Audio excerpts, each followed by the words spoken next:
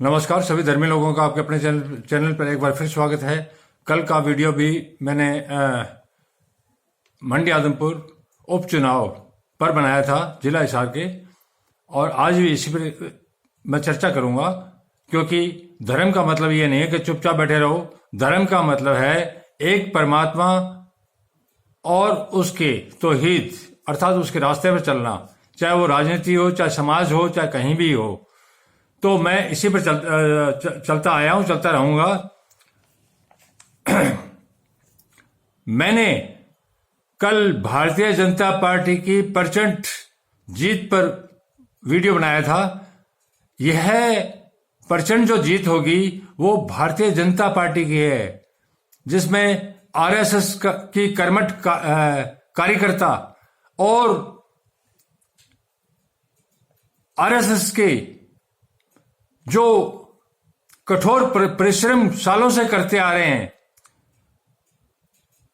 उसके पदाधिकारी और भाजपा जो सालों तक जिन्होंने संघर्ष किया है,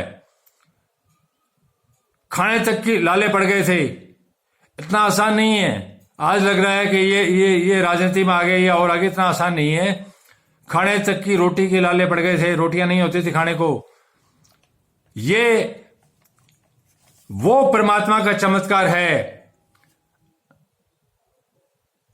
तितिक्षा की महिमा और दान का फल। तितिक्षा का मतलब होता है तप का।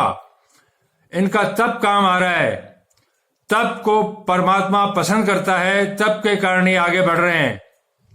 कौन रोकेगा?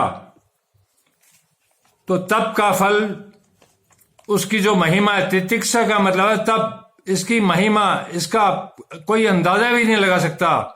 तो प्रचंड बहुमत के साथ बीजेपी आएगी। मैं भारतीय जनता पार्टी का समर्थन नहीं कर रहा हूं। मुझे धर्म का ज्ञान है और परमात्मा का ज्ञान है। मैं वही बता रहा हूं जो सच है और जो सामने आएगा। मेरा कोई राजनीतिक उद्देश्य नहीं है, मेरा कोई राजनीतिक पद से मतलब नहीं है। मैं किसी को न जानता हूं, ना ये लोग मुझे जानते हैं, ना मैं जानना चाहता हूं। लेकिन एक चीज और बता दूं कि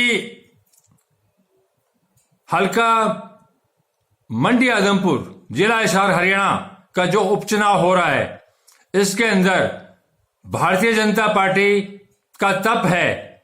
इस तप से कोई भी कैंडिडेट जीतता, लेकिन जो इस समय बिश्नोई परिवार को कैंडिडेट बनाया गया है, भजनलाल की तीसरी पीढ़ी का, ये इस योग्य नहीं है। लेकिन इससे पार्टी को कोई लॉस नहीं होगा। मेरा उद्देश्य ये नहीं है कि तुम भजनलाल के परिवार को, जो ये कहते हैं ये हमारा गढ़ है, हमारे को वोट दो, इनको वोट दो न दो, पार्टी को वोट दो, इनका कोई मतलब नहीं है।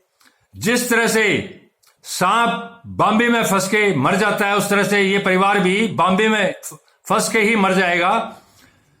जिस तरह से चांद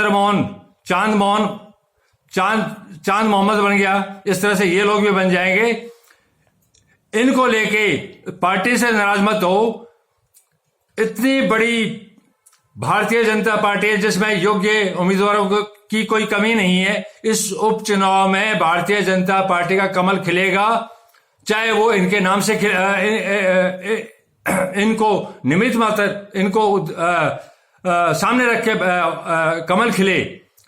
लेकिन इस उपचुनाव के बाद इस परिवार की तबाही शुरू हो जाएगी राजनीतिक, और ये उस सरफ की तरह राजनीतिक विरासत को खो देंगे। जिस तरह से सरफ बॉम्बे में फंस के मर जाता, उस तरह से ये परिवार राजनीतिक रूप से हमेशा के लिए खत्म हो जाएगा। मैं आप लोगों को एक चीज पहले बता दूं, 1996 का इलेक्शन मैंने इस आदमपुर हल्के से लड़ा था। मैं आदमपुर हल्के से ही हूं। उस टाइम मैंने एलएलबी की थी, नया नया वकील बना था, देखा कि प्रोसेस क्या है। उस हिसाब से उसमें 110 वोट मुझे मिले थे। तो भजनलाल ने 110 वोटों पर, क्योंकि काउंटिंग के अंदर मैं भजनलाल के बराबर बैठा था, तो भजनलाल ने मुझसे कहा था कि क्या फायदा हुआ 110 वोट लेके। तो मैंने भजनलाल को उसी टाइम जवाब दिया था, फायदा ये हुआ कि अब तू पावर में कभी भी नहीं आएगा। तो आप देख लो, 1996 से लेके ये परिवार पावर में आया ही नहीं।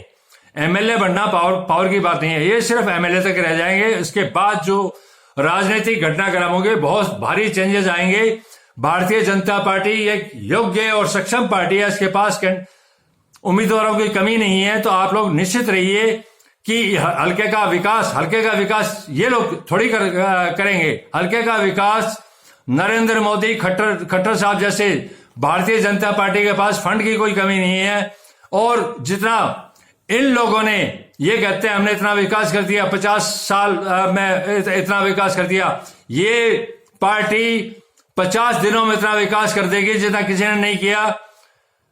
तो भारतीय जनता पार्टी लगातार देश हित में कार्य करती आ रही है। आदमपुर से किसी को भी टिकट दे देगी तो वह जीतेगा पार्टी के धर्म के साथ।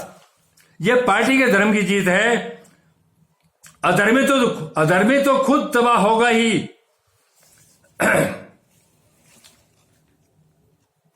बिश्नोई जो परिवार है ये आरएसएस और बीजेपी के सिद्धांतों से मेल खाने वाला परिवार नहीं है। ना ही ये अपने आप को बिश्नोई रत्न कहे, ना ही इनका गुरु जंबेश्वर से कोई मतलब है। सिर्फ गुरु जंबेश्वर के नाम से इन्होंने अपनी रोटियां सेकी है और लोगों को मूर्ख बनाया है। इसके अलावा इनका और कोई बिश्नोई धर्म से मतलब नहीं है। कौन सा सिद्धांत 20+9 29 सिद्धांतों में से कौन सा सिद्धांत ये चला रहे हैं? सिवाय भ्रष्टाचार करने और भ्रष्टाचार बढ़ाने के अलावा इस परिवार ने और कुछ नहीं किया। तो आप लोग भारतीय जनता पार्टी के साथ रहिए। भारतीय जनता पार्टी समय आने पर जो इस तरह के लोग हैं उनको दूर भी कर देगी और बहुत अच्छे कैंडिडेट उसमें आएंगे। और मैं ये नहीं कहता भारतीय जनता पार्टी का साथ दो। यह परमात्मा का मौजज़ा है, चमत्कार है कि भारतीय जनता पार्टी हर हाल में प्रचंड बहुमत लेगी। मैं इसी पर आपको चल रहा हूं।